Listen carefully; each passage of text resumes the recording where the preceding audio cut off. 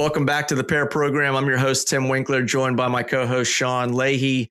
Sean, I got a scenario for you. All right.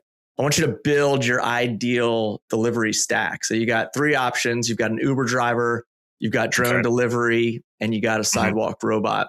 Who are you going to use for speed, reliability, and a late night? We'll call it, maybe a little drunk munchies order. Interesting. All right. So speed, reliability, and then we'll say reprovisioning. For the kids out there, yeah. For our sober-minded listeners, I'm definitely not going with Uber for reliability. For reliability, I might actually be tempted, and I'm not just plugging our guest here, but to use one of Coco Robotics' units because it's got that advanced computer vision on it. For speed, you can't go wrong with like an MQ-9. Some of America's finest drones, or I should have mentioned Andrew. Oh well, but yeah, I'll put the drone for reliability or for speed. Sorry. And then for reprovisioning, that's when you get into an Uber and you make some friends too, right? Mm-hmm. If you hop in there when they show up 25 minutes late, but you're going to McDonald's anyways. So, whatever. It's a little adventure, but that's, I don't know, Tim, what do you think? What's your forecast? If you're going to invest in the Sean delivery stack, do you think this is going to be a viable enterprise? I mean, I think you had valid, points for each kind of platform. It's tricky for me. I think a lot of this is location based, right? I'm out a little bit further out in the burbs. I don't know how far the sidewalk robot's going to realistically travel to get me that bag of spicy sweet chili Doritos, which is the elite flavor. So I think for my current situation, I might lean Uber driver. But if I'm, putting myself in more of like a dense city, let's call it like it's morning rush hour, and I need that breakfast burrito, I'm thinking I'm leaning robot on that one. Not really trusting like an Uber to drive, through traffic, get there on time, and then a drone just feels like it's going to get pretty messy with a burrito traveling at high speeds in one piece. So, I think again, it's a little bit location based, but I get why people are starting to lean into the robot side for delivery. And that's where things I think get interesting. We keep hearing about, drone delivery and autonomous systems for years. But it feels like few of these technologies actually show up consistently in the real world. And, that's really what today's conversation's about. It's not about just building robots. It's about getting them to actually do like that work in messy, unpredictable, real world environments and doing it in a way that scales. That's the hardest part, in my opinion. It's not just the tech. It's everything that happens kind of like, once you leave the lab and get into those real world settings. And so we're going to be unpacking that today, what it takes to not just build robotic systems that operate, in the real world, but turning that into a business that's actually scalable and defensible. And so we've got a couple of great guests joining us to unpack this. First up is Zach Rash, co-founder and CEO of Coco Robotics. Zach and his team are building one of the largest autonomous on-demand delivery fleets operating in real cities today, powering hundreds of thousands of zero-emission deliveries across the U.S. and Europe. Zach, thanks for joining us on the podcast. Yeah, thanks for having me. Yes, sir. And then alongside Zach, we've got Paige Craig, managing partner at Outlander VC. Paige was one of the earlier investors in Coco, and he's going to bring a very unique lens around what actually makes companies in robotics, and more broadly, I'd say like physical AI, what makes them defensible. And so it's what I love about, the pair program format. We've got two perspectives kind of tackling the same problem here, one from the operator and building side, and then one from the investor side, thinking about, call it like these long-term moats in execution for robotics and delivery. So thank you guys both for spending the time with us. We're excited to dive into this. But before we do, we always kick things off with a quick warm-up. We call it Pair Me Up. We'll go around the room. We'll rattle off a couple of things that go well together. Sean, why don't you lead us off? Sure. So Tim, today my pair is spring and spring cleaning, right? So we're finally at that stage of Virginia weather where it's probably not going to get down to freezing again. So I'm going through all my stuff and finding things I can throw out. And I think I'm at that age now where I just want to get rid of most of my stuff, right? You spend a lot of time accumulating and then you realize you have too much. And so now I'm like filling up my F-150 week after week with things to take to the dump. So for everyone out there who has too much stuff in your house for spring cleaning or to manage, spring cleaning is a good thing to pair. Maybe with that bag of chili lime, what was it? Chili sriracha Doritos? Yeah, sweet chili. Sweet chili. Yeah. Yeah, man, I think it's obviously super relatable. Spring cleaning is kind of one of the things that I love and dread at the same time. I know it's going to be a heavy lift, but then when you get it done, you kind of just feel lighter. You feel good about getting rid of the stuff that you've accumulated over the winter. You know, a lot of the stuff from the holidays. We're actually getting into it this weekend. So we'll make sure my wife knows that you mentioned that, Sean. We'll put her off on a good step. I don't think we've ever actually done any spring cleaning before. Now that I think of it, Zach, like you tell this to my girlfriend, we're really due for some of that. Yeah, we'll have her listen to the episode, get her excited for it. All right, cool, man. I'll jump in. I'm going to go with newborns and nurseries. So I'll go ahead and make the formal announcement here on the podcast. My wife and I are expecting our second child. Congrats. Thank you. Outstanding. Best news in the world. We've got a baby boy coming this summer. We've got a 3-year-old daughter, Alice, already. And so we're excited to give her a baby brother. And with that comes, a bit of the reshuffling at home. So dad's getting kicked out of this, beautiful home office I'm sitting in. Most of our listeners have probably gotten used to seeing this on our YouTube, but I'll be relocating down to the basement.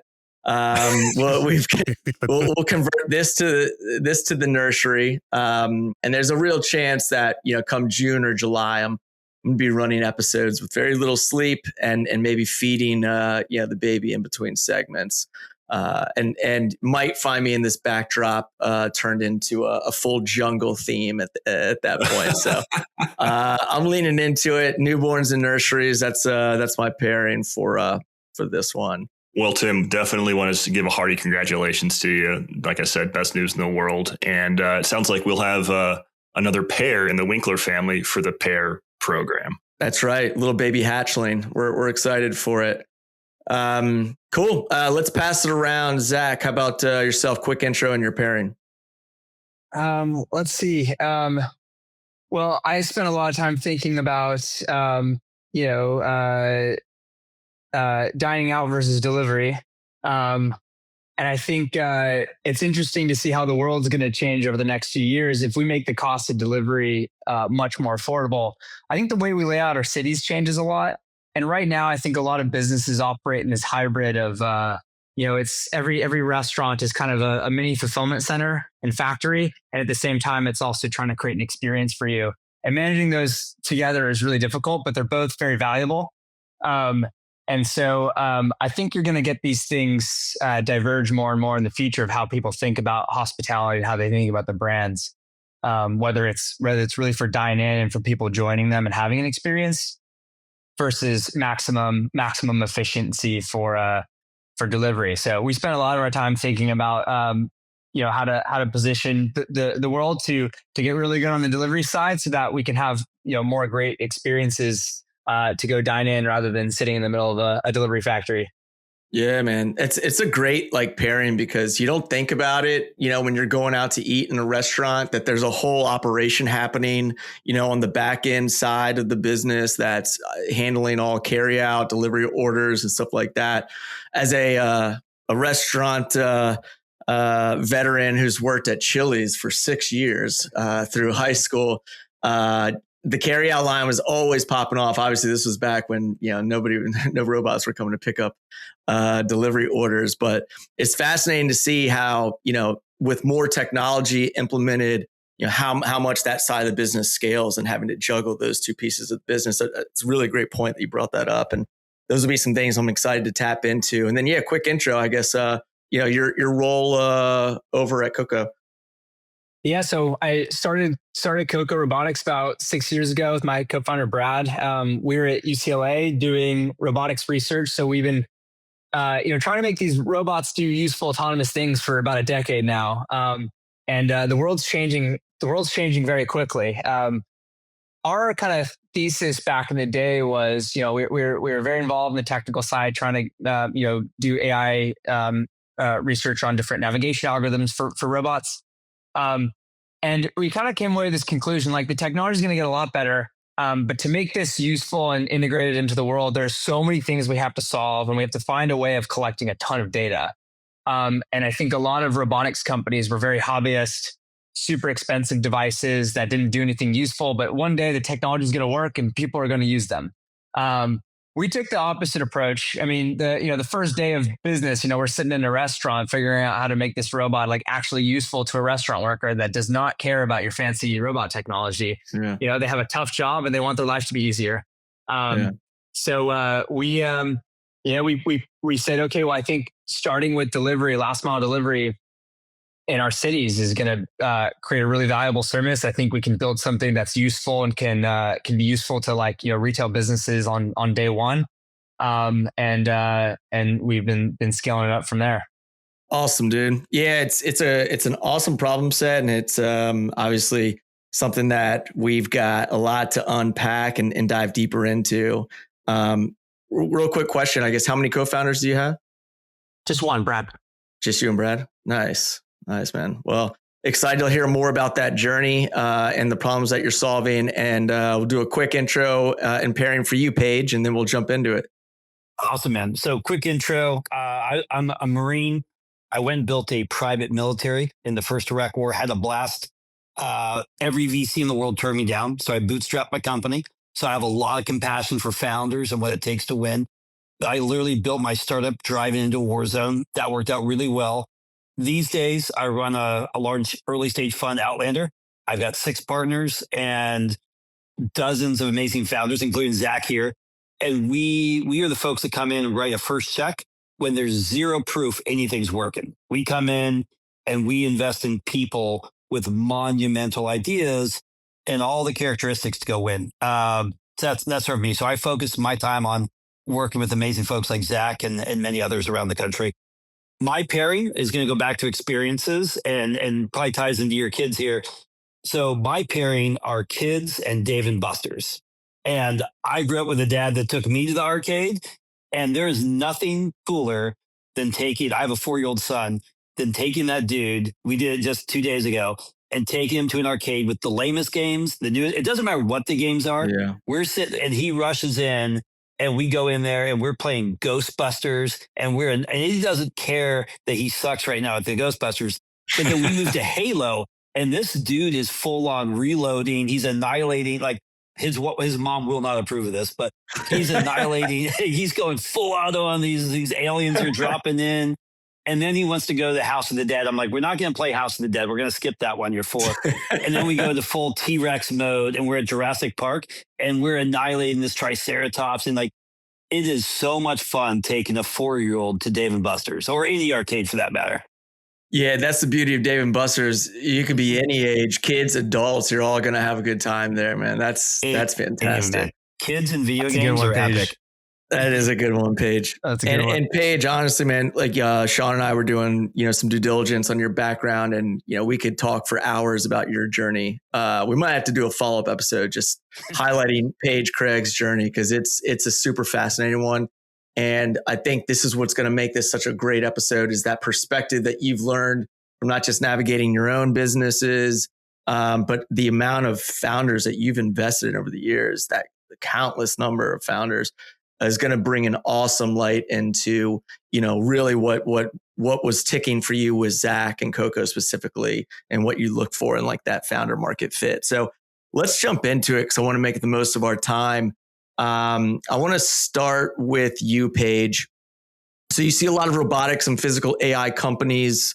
From your perspective, what's the difference between something that demos well and something that actually works in the real world? Yeah, there's a big and there's a very important difference here. There's a lot of founders out there who I wouldn't say they're fake, but like they spend all their time on the storytelling and the big visioneering and you need that. Zach's really good at telling the story about why we need to go there. But what most impressed me by Zach and Brad is they were doers, right? When we met, and I went do you remember that car garage? Like they had this like little garage in East Santa Monica, and they're in there with like mechanics, and they're sawing metal, and they're like hacking together little robots. And you realize these guys are turning the bolts on robots, like they're making it work in the real world. And you got to get gritty. You got to get dirty. You got to be on the streets. There's a lot of robotics companies that choose to build in Fantasyland. They build in a nice controlled like College Park, or they build in a nice factory. And Zach was like, I'm going full real world. Like he battle tested his robots with fraternities at UCLA. He was driving that robot and showing me videos of frack dudes just like beating the crap out of these robots, hijacking them. And this is the thing, like your robot has to work in the real world. It doesn't matter if you're building autonomy for water, for moving, hamburgers between places. You got to do it in the real world. And so I really look for people who are deep thinkers, but paired with action oriented. Think big and execute small is one of those things I look for in founders. And Zach and team had that. And a lot of companies out there don't have that, but that's one of the recipes. Think big, execute small, get dirty with your robots in the real world. Yeah, that's awesome. I'd love to hear the fraternity kind of industrial strength testing there, because we need those videos. Yeah, we need the videos about that page. If we can release the videos, it seems like that would be quite entertaining. But I want to pass the question over to you, Zach. Let's do the same for Coco. Why don't you first maybe give the listeners just a quick overview of what you're building, and then more importantly, the problem that you're solving. And while you're doing that, I'm going to try to tee up also a little video in the background that shows a little bit of what's going on with these robots. Yeah, so we've built the lowest cost last mile logistics network ever, and we're operating live across cities in the U.S. and Europe. And it's live today, delivering everything from food to groceries to packages, medicine. Right, we move anything and everything around a city, and we're able to do this at a much lower cost than human drivers. There are tens of millions of last mile delivery drivers in the world, and we don't have anywhere near enough of them. And so there's this, amazing, increase in commerce and increase in convenience you get if you make the cost of delivery 10 times cheaper than it is today. People would stop ordering groceries for multiple weeks at a time. They could order every single day. People would get same day delivery for a lot of their goods, and that fundamentally is going to change the way that the city actually is shaped and the layout of the city. Going back to kind of the experiences versus delivery. But that's going to be a multi-$100 billion business. That's going to be powering, tens of trillions of dollars of global GDP. And we really want to be the company that powers all of that. We zoomed in and started very specifically of, I want to deliver food for DoorDash and Uber in California, because it was the fastest path to making an actually useful, productive robot and getting it into the world. And there's so much to figure out to actually execute this, right? You need to get the regulatory side figured out. You need to figure out how to operationalize the fleet. How do you do fleet maintenance? How do you design the hardware? How do you actually integrate it with a super busy restaurant? That looks different from, we work with Taco Bell, but we also work with super busy mom and pops that the owners are cooking, managing tables, and then managing the delivery drivers. How do I make a great frictionless product for them that makes their life easier, creates a great experience for their guests and for their customers, using like a totally different, brand new form of technology. So the only way to do that is to like find the fastest path to getting this into the world and figuring out what you need to build. And that's created a culture at this company where we had this thing at the beginning. We refused to hire into robotics engineers because robotics was so hobbyist and they just want to over-engineer everything. And we were so operational and so literal, like, let's build the simplest thing possible. Let's have it break. Let's have all these things fail. And then we can figure out exactly what we need to build to have the most useful product. And that's like very core in our DNA. Some of our first people at the company are all like restaurant general managers. Oh, cool. The guy that actually runs all of city operations for us globally now was one of our first customers. He was a general manager at a restaurant, and he just quit one day and he's like, I'm working with you guys now. And I was like, we're not hiring. And he's like, well, I don't have a job. And I was like, we need to get this sale done first. And he's like, don't worry about that. We still have never sold that restaurant to this date because he left.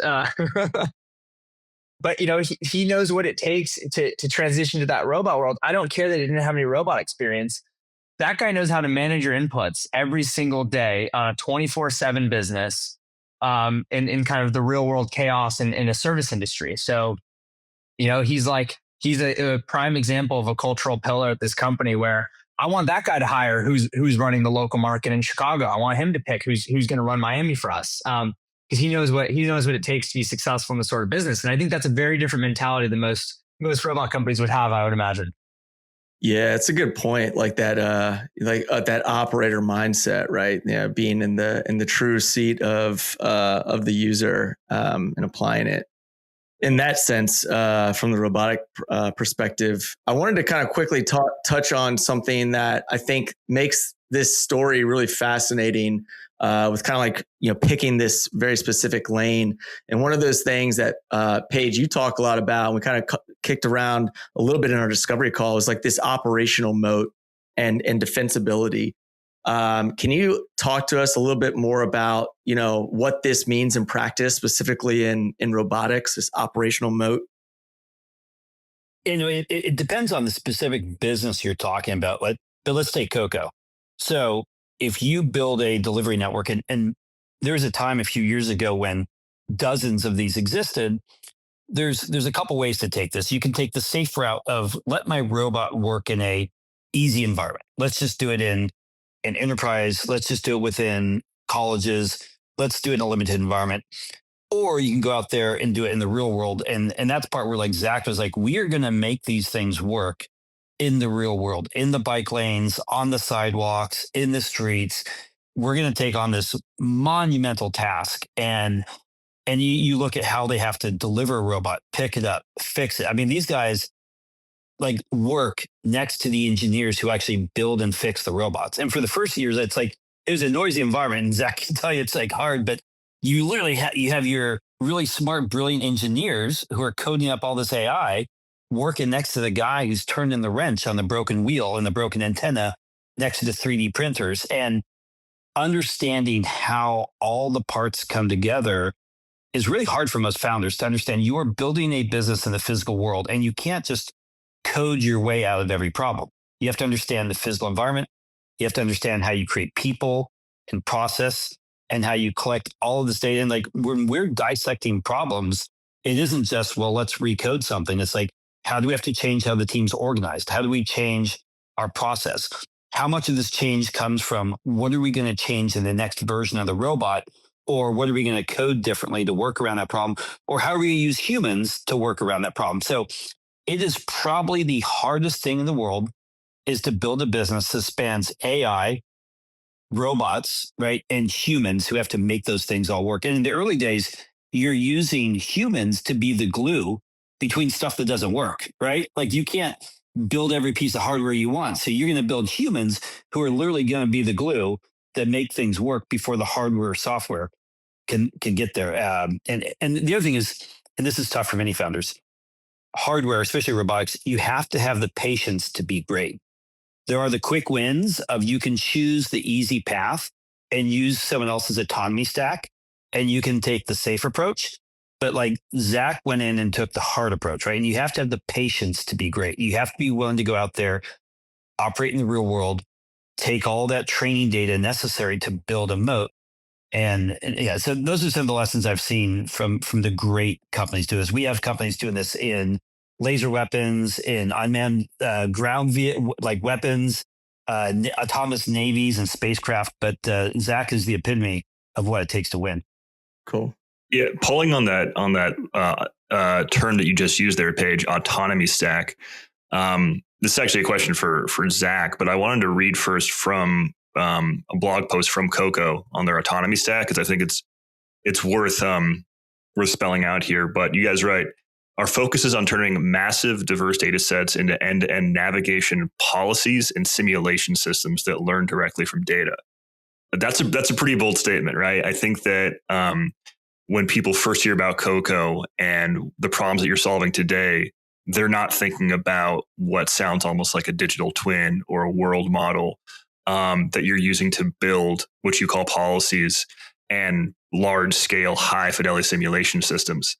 Can you talk to me about how I kind of went to going back to what Paige said earlier. Zach, can you talk to me about how you combine that larger, longer term vision for this really deep autonomy stack with the, day-to-day requirements of making sure your deliveries, get there and making sure your robots are operating and performing?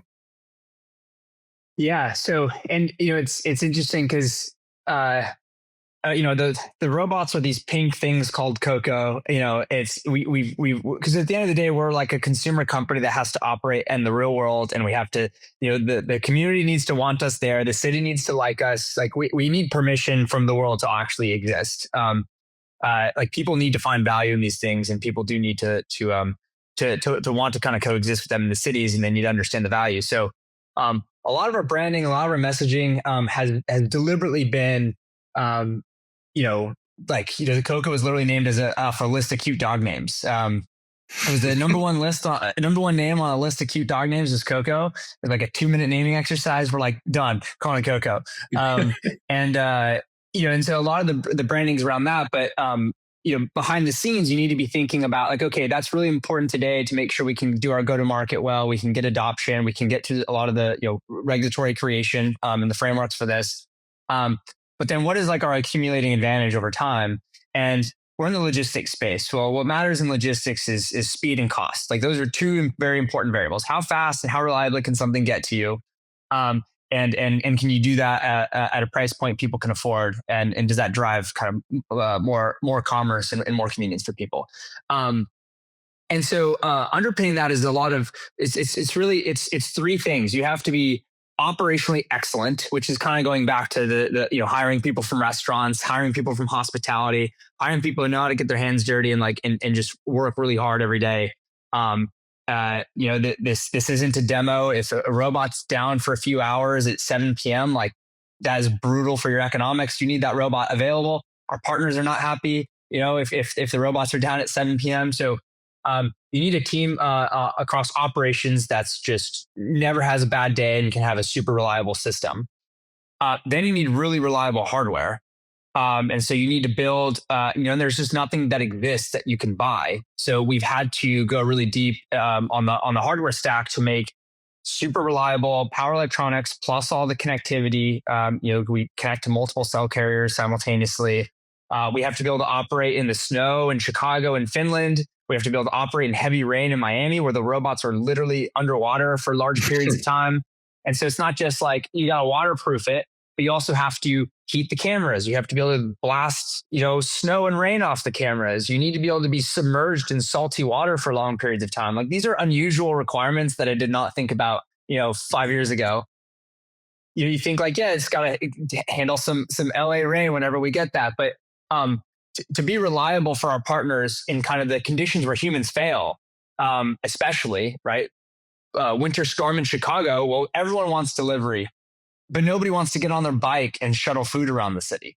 So being reliable in those times is really important. Again, there's the operations part, but then there's like extremely good hardware, which has taken us years to get to this point where we have this kind of reliability. And then the third part is how you train these AI systems to navigate in the city, right? We've had a lot of breakthroughs in robotics and autonomy on the roads. You have structured road environments. You're traveling at higher speeds. This is like Waymo or Tesla. That's had these huge breakthroughs recently. And then you have some autonomy on a factory floor, manufacturing facility, sometimes like these campus environments or like a room service type robot. But having a high degree of autonomy in the most chaotic, dynamic, social parts of the world, which is like our city streets, city sidewalks.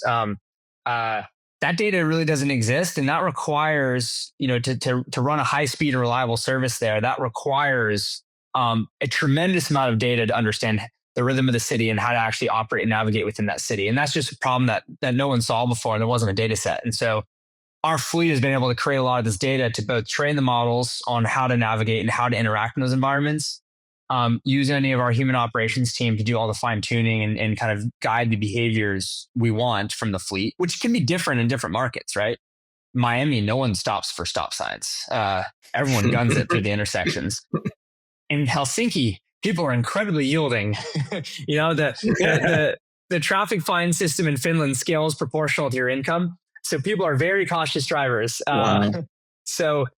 You want different behaviors in those markets, and you need to learn all those nuances to be able to run a great service. Quick shout out to our sponsor, Defense Unicorns. This one's for the problem solvers out there. They're hosting Warhacker, a first of its kind hackathon built for the defense community. No buzzwords, no slide decks, just hands on keyboard solving real mission problems with real code.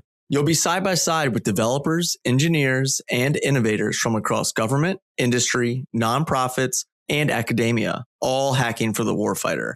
It's happening June 16th through the 19th in San Diego. Got a real world problem to solve or want to join a team that does? Learn more at defenseunicorns.com/hatchit. I wanted to, you kind of touched on some of these things with that last kind of, few points that you were answering with Sean, but we hear about this all the time. Yeah, a lot tied to Amazon, of course. Like what with this last mile delivery, like what is the most challenging piece of this? What's fundamentally broken? What are these biggest pitfalls of last mile delivery? Because I don't think people really get granular about it, but I'd love to hear like your, get real specific on it, Zach, for a minute. There's a few things happening simultaneously. And the reason we started with like on demand, right, as we kind of expand into the broader last mile category, on demand food and grocery is where we started because it's perishable. And so you're doing point to point trips. You have to pick up an arbitrary point A and go to an arbitrary point B in the city. A lot of the orders happen around the same time, around meal times. And you have, with hot food, you have 20 minutes. And with grocery, you have an hour to deliver it. And so point to point and highly perishable makes it really hard to run a high quality of service that customers love. And it makes it really hard to do that at a price point they can afford. So we wanted to start there. And, fundamentally our business is a fixed cost business. So the idea was like, if I can get really good utilization at a relatively higher price point doing food and groceries, that will allow me to then expand that fleet to more and more use cases, which further improves utilization and further reduces our price and lets us now compete on, a package delivery that might be 10 times cheaper than, hamburger delivery, today with humans. So within the food side, you have the fundamental nature of it being point to point and perishable makes it expensive and hard, but it's been getting a lot worse. So in California, New York, we have legislation that is kind of added benefits and some overhead to how you pay drivers, some driver pay minimums. This not only increases the cost of human delivery drivers, it also reduces the flexibility for the platforms. And a lot of the platforms' efficiency comes from the fact that people want to work for 3 hours a week.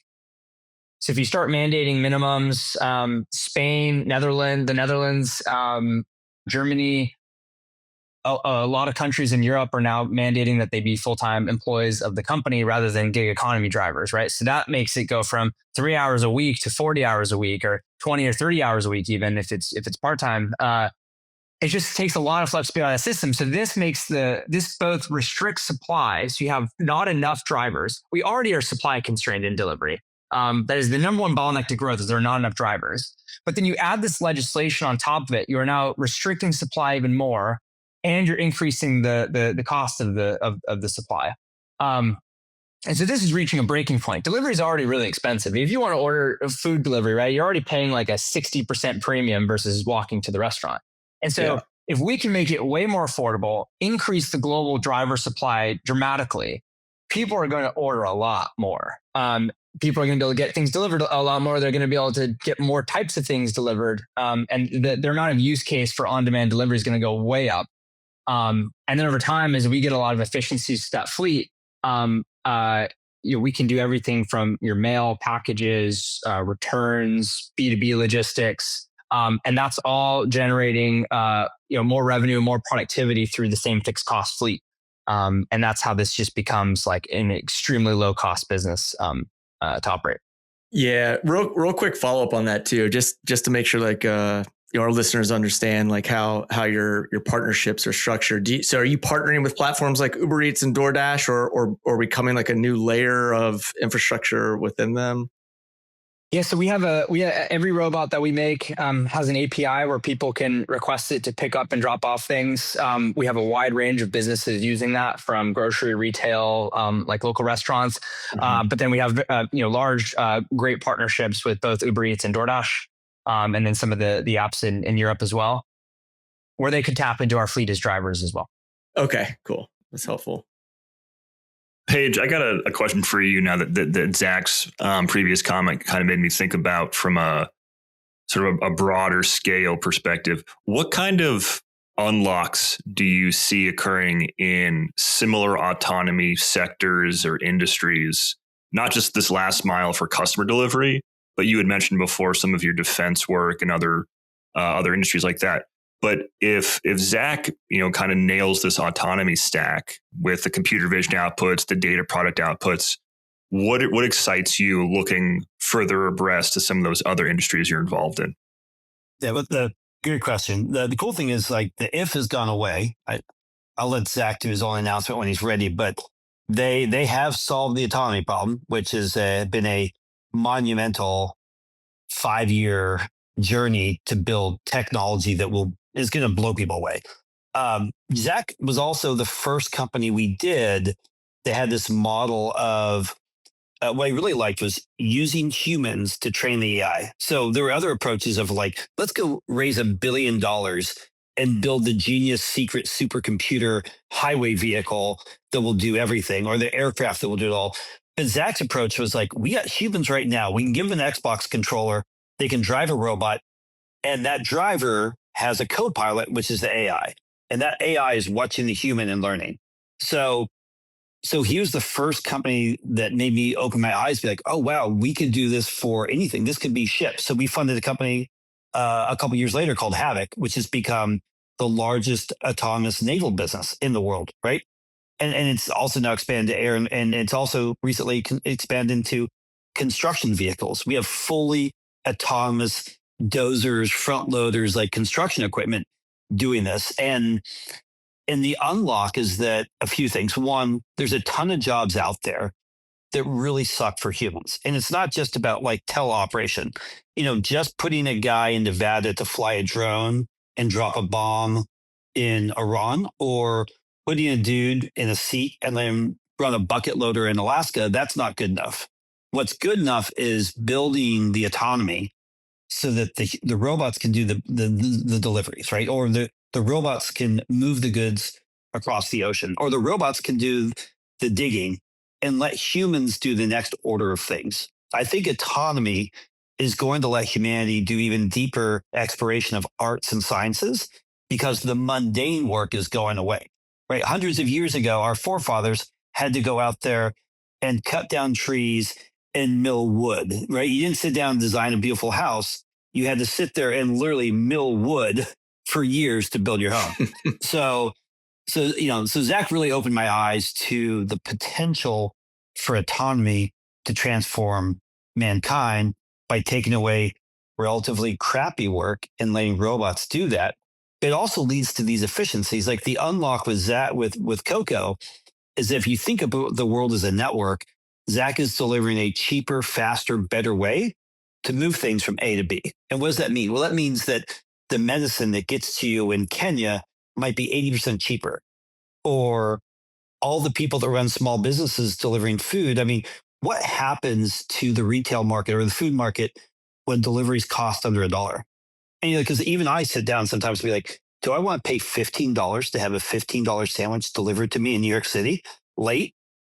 Right. But like, what happens when the cost is minimal, when anyone just is waking up? Like, think of what happens to commerce for small businesses when delivery costs are so small. So it's this massive leverage that Coco is going to give on the world. It really blew me away. Yeah, and shout out to Havoc. They're an alumni from the podcast. We had Paul on. He's a fantastic entrepreneur, and just really cool stuff they're doing to support some big missions. So, Zach, something that you're referenced in a previous interview, and I was doing some research I thought was interesting, was talking about going from 98% to 99% reliability is the difference between losing money and making money. Can you unpack that? Because it seems so fractional, but I'm really intrigued with that percent. Yeah, I mean, this is classic in logistics. You're typically moving goods that are a lot more expensive than what you're making to deliver them, right? And so you're kind of underwriting, the insurance policy for whatever you're carrying. And so with food in particular, you have a very small window to be successful, right? Like if you have like a system outage at 7 p.m., like that is a lot of that is going to erase the profits of that fleet for a long time, because that's you got $30-$40 of goods in each of these orders, and so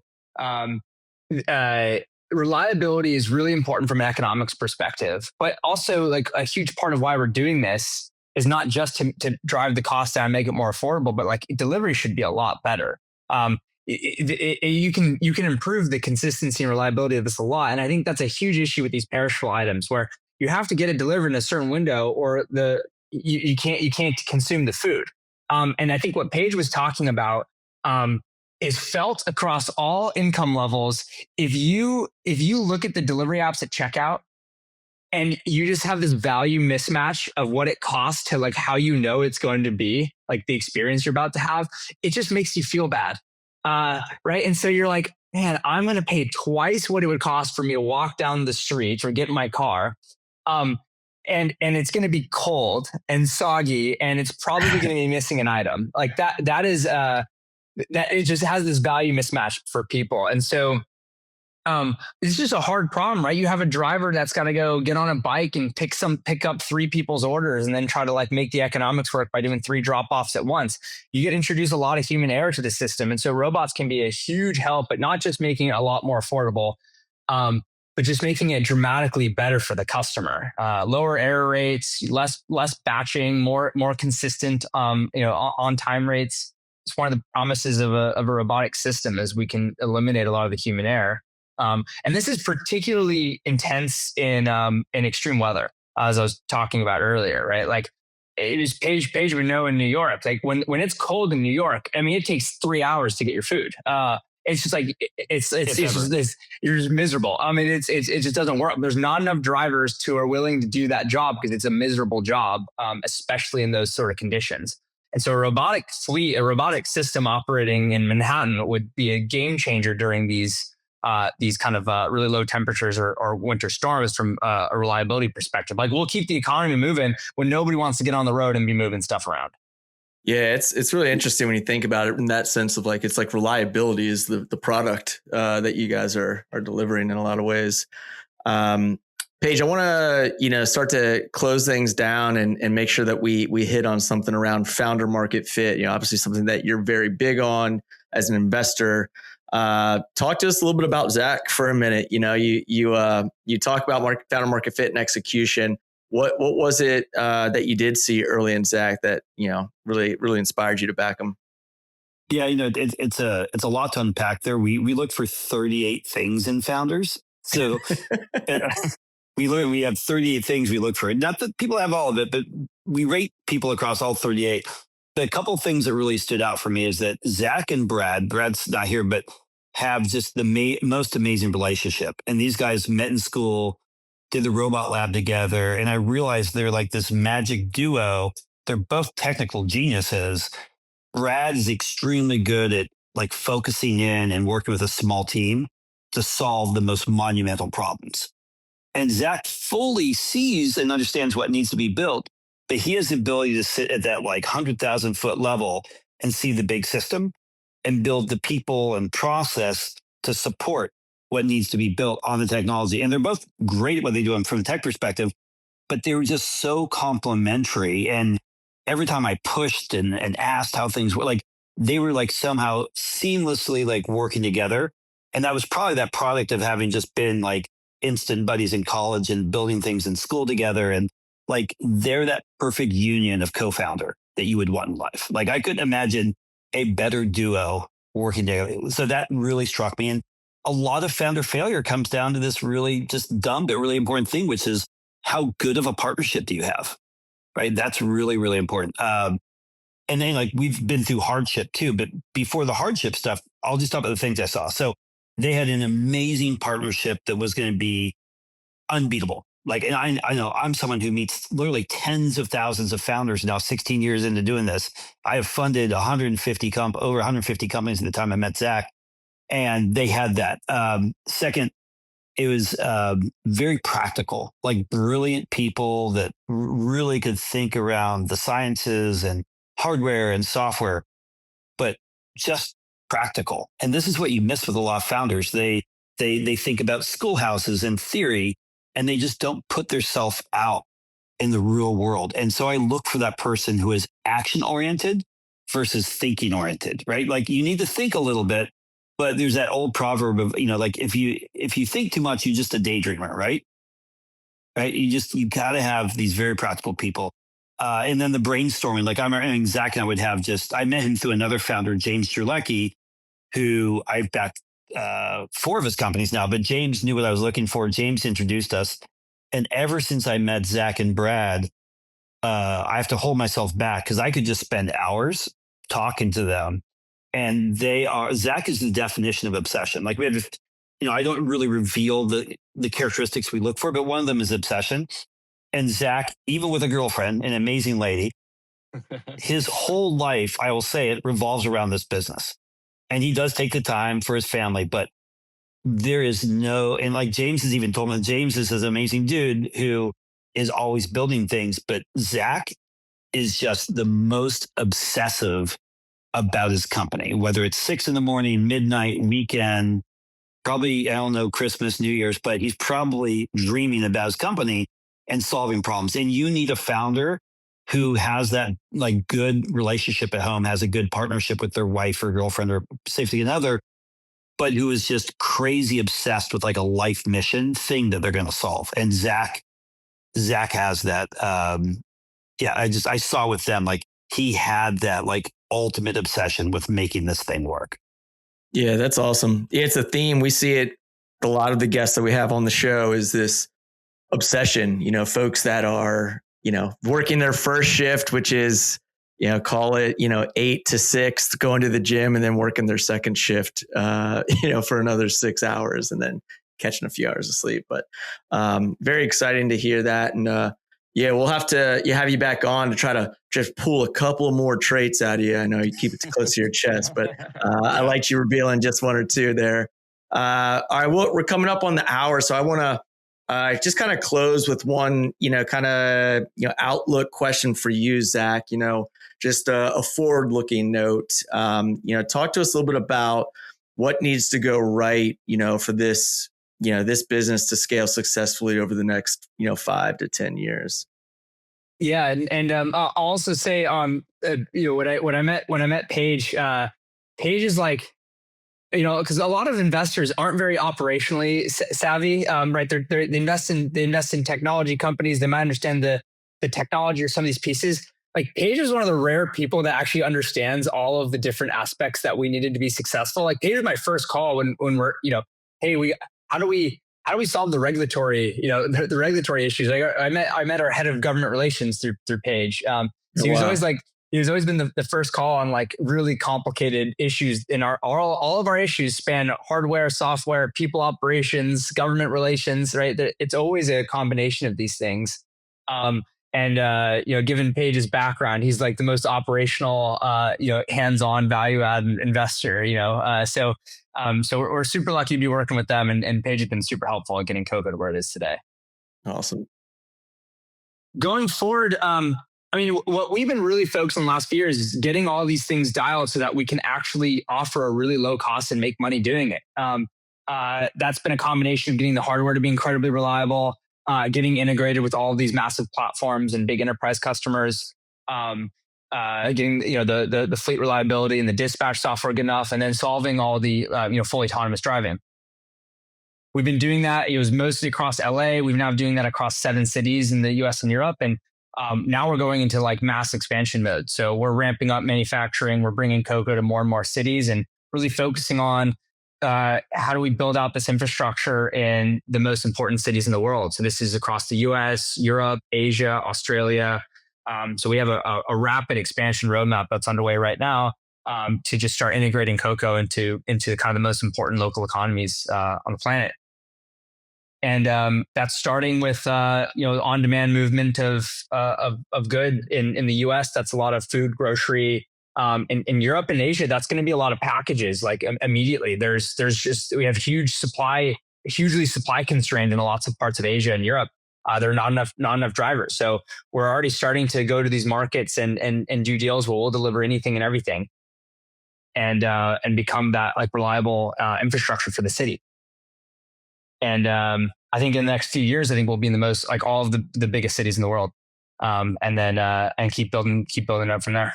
Very cool. Yeah, excited to keep tracking the story. Man, I wish we had more time. We got so many more questions, but we're gonna put a bow on the main discussion, and we'll close with our final segment here. It's called the 5-second scramble. So we're gonna just pitch some questions your all's way. Give us your best answer, with under 5 seconds. Sean, why don't you start with Paige, and then I'll close with Zach. Happy to. All right, Paige, you ready? Yep, shoot. All right. Number 1, what was your most unexpected, I really enjoyed that moment in your career? My first trip into Iraq, a year later, going to the Sheraton Hotel and having a cold beer and taking a dump when no one was trying to kill me. All right, I have to pause on. That's one of the most Marine answers I've ever got. It sounds dumb, but it is one of the I remember sitting in my room being like, I will remember this day for the rest of my life. I'm in a clean bed with a cold beer in a robe on a clean toilet, and no one's trying to kill me for 48 hours. I was like, it was amazing. That's perfect. I'm not sure if I have any more questions after that. That's going to be that's actually going to be the teaser opener for the episode. That's the teaser opener for the episode. That was fantastic. Well, all right. So second question then, what's a lesson from the Marines that you still rely on every day? It's all about people. It doesn't matter what technology you got. It's all about people. Great. What's a really good decision that you've made under serious time pressure? Marrying my wife. Oh, all right. Interesting. What's a book, a movie, a magazine, some piece of media that you really enjoy, but would never actually recommend to somebody else? Oh my God. I love Red Dawn, but it's such a bag of shit movie. But I just love it. Excellent. What's something random that you're surprisingly good at that has nothing to do with work, with investing or technology or anything? I am actually an extraordinary painter and sculptor. This is interesting. We've had some interesting recent conversations with investors, specifically with some creative talents. I think the pair program may be establishing a new paradigm here. But yeah. If you need, I got wildly into metal sculpture because I originally in life thought I was going to be an artist. Like I love art, and my wife and I, we travel the world and we go and buy art together, but I actually make my own art too. So my house has a lot of my paintings and stuff in it. Very cool. Yeah. The Paige Craig saga only gets deeper the more we learn. It's a lot of lawyer uncovering here, guys. Just a few more, Paige. You're crushing it so far. What's your favorite everyday piece of technology that isn't a smartphone or a laptop, something like that? It is my AirPods. I live in AirPods. I carry 2 because I burn them out, and I walk about 15, 20 miles a day with my AirPods on. That's true. You'll take full calls just walking around with your AirPods. I interview founders. I do meetings. I do board meetings. I would do this podcast mobile if it wouldn't mess everything up. But I literally, anyone who knows me or received money from me has probably done long walks with me for hours. It's true. I got head nods from Zach. It's true. Very long walks. Final question for you, Paige. Our traditional question here on the pair program. What is a corporate philanthropy or a charitable effort that's near and dear to you that you want our listeners to know about? Man, there's an amazing one, which I can't talk about because of the unit that we support. But US Vets is also an extraordinary group that spends almost all this money housing veterans across America. I was lucky enough to serve on the board for a long time, and they're based out in LA. Incredible group. Awesome. Paige, thanks so much. Over to Tim and Zach. Yeah, good stuff. Zach, you ready? I'm ready. All right. If Coco Robotics were a restaurant, what would be its signature dish? Oh man. Street tacos. Hell yeah. Well said. Nice. Last good in delivery too, don't they? That's right. You can't beat street tacos. The company was created by eating street tacos right out front of our office. Okay, we have that every single meal. What are a few key roles that you guys are hiring for over the next 3 to 6 months? Lots of engineering, hardware engineering, software engineering. Anyone that's got really good product mind and operations systems mind across operations, software, hardware engineering. Please reach out. Is a lot of that out in LA, or whereabouts are you guys hiring? LA, we have an office in the Bay Area, and we're have a team we're building out in New York. Very cool. What's one thing about the culture at Coco that you would say surprise a candidate? Probably how incredibly hands-on every single person at the company is. I mean, if there's an outage, everyone's getting in their car and they're going to go deliver food, which has happened before. The whole company has to stop and go make sure the food gets delivered on time. Sometimes people think they're going to a robotics company and it's going to be a fancy AI lab, but no, the real world is not that neat. That's so gritty. I love that answer. What's been the hardest real world lesson that you've learned, kind of building this business? Oh man, definitely Miami. That place, I love Miami, but that place is brutal. The way people drive. I mean, there's just the way people drive, the amount of rain and the saltiness of the rain. Like, we thought Chicago was going to be hard, and it was, but getting Miami reliable was next level difficult. What's one metric that you watch most closely that tells you the business is working? The most important number is probably our high quality delivery rate. So that's a ton of different factors of how we measure quality, but that needs to be above kind of human courier baseline, and all our new markets need to be operating at our baseline, and then we move that baseline up every month. Very cool. What was your very first job? It was actually I was a tutor for pre-calculus, which is, and this is I grew up in Menlo Park in the Bay Area, so this is the most Bay Area thing ever. But there was a startup founded by a bunch of high schoolers, and we were making online tutoring videos. And somehow I got assigned pre-calculus, which is the worst math subject. It is a random collection of all of the things you need to know in math before you go into calculus. And it is the biggest textbook. It is the most miserable course to teach.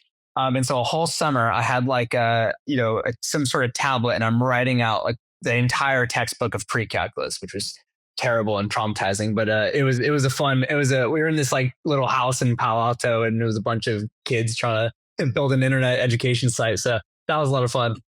That's crazy. I just had an episode yesterday with the founder of an AI CRM startup in the Bay Area. And his first job was pre-calc tutoring. And he was just basically undercutting the market of anybody they're doing 14 an hour. He was like, I got you for 12. So ironic. I wonder if you know this guy. All right. So you spent years kind of thinking about autonomy. What's one everyday task that you wish you could have fully automated in your own life? Oh man, I'll say besides delivery, because I order a lot of delivery, and I guess I've already had that one automated, which is nice. my girlfriend's a great cook, and so she cooks. But of course, then I have to clean, and she's Italian, so the way she cooks is by like spewing ingredients all over the place. It's part of the process, you can't mess with the process. And then her dad comes over. I've literally held a bowl before for him while he's cooking, and he has tossed olive oil into the bowl from across the room. So probably. I'm very excited to have a humanoid that can properly clean the house after an Italian meal. Preach, man. Yeah, automated dishes. That's a home run answer. What's the weirdest real world edge case that your robots have ever had to handle? Where do I start? It's all edge cases. Man, one of the first things where we're like, okay, this is something we're gonna have to get really good at. This is in 2020 and 2021. We were delivering a lot of Chick-fil-A sandwiches in Hollywood. And there was all these homeless encampments in Hollywood. And every morning they would move. And you didn't know where it was going to be, but they take the whole street. And it was always a different street. And like, this is like, the most important customer. Or like, in Chick-fil-A, like you got to deliver on time or you're fired. So they take quality super seriously. And we would never want to, ruin one of those sandwiches. And so we basically had to have like a scouting robot that would go out at the beginning of every morning just to figure out like where that homeless encampment was that morning, because the city kept moving it. And so it would pick up and go somewhere else. And it would cause us to have to reroute because we couldn't drive through it. And that reroute would add a few minutes. And that few minutes we could not tolerate. So we had to build a whole real-time system for like homeless encampment tracking in the city. And that turned out to not be a corner case. That is pretty common. But there's a lot of things like that. Active crime zones. We've had a robot gone run over by a car from somebody doing like a smash and grab into a restaurant, right? And like went through the robot. There was another robot behind the robot that got hit, just like watching his brother get run over. And then the people ran in. You could like you can watch them all just run out with a bunch of stuff. We see a lot of crazy stuff. My gosh, that's amazing. We got to do a follow-up episode. We've been the robots have been shot before. We have found a bullet inside the robot. It was delivering by USC, and we just caught a stray bullet. Better than a driver. Yeah, better than a driver. Paige, it did deliveries for like multiple days, and it came back in for service. And we're like, all these USC kids are just like, yeah, it's fine. No one reported it to us. Oh my gosh. Oh man. You also got the Cocos that you sent to war. We did send robots into Ukraine. I don't know where they went, but we put a Red Cross on them and sent them in, and haven't heard back. Train them in LA. Train them in LA, then send them to war zone. Yeah, hopefully they provided some supply drops before they got blown up. That's cool, man. So many like business ideas within the business. It's really interesting. All right, we'll close with the last one. A charity or philanthropy that's near and dear to you. We do. We've actually been doing. It's funny, Paige brought this up. We've actually been doing. We deliver around the VA hospital here in LA, and actually, we had to deliver just to the gate. And we've actually built a relationship with them of how we can do a lot of useful services within the VA. And that's actually turned out to be like a really cool partnership where like we couldn't go in, and now it's like, well, they actually needed to get a lot of goods into the facility, and they need a lot of goods to move within the facility. So we've actually come up with a really cool partnership with them of like how they can use the robots, and that just happened organically from the fleet driving around. So that's been a really cool project. Very cool. Yeah, we'll give both of those a shout when the episode goes live. But Zach, Paige, just wanted to thank you all for spending the time with us. This was awesome. This was probably one of the more fun episodes I think we've hosted in a long time. So thank you guys for bringing the energy and explaining a little bit more about the future of autonomy and on-demand delivery and scaling in this space. Really, really fascinating conversation. Thanks for joining us on the podcast. Thanks, guys. Yeah. Thank you, guys.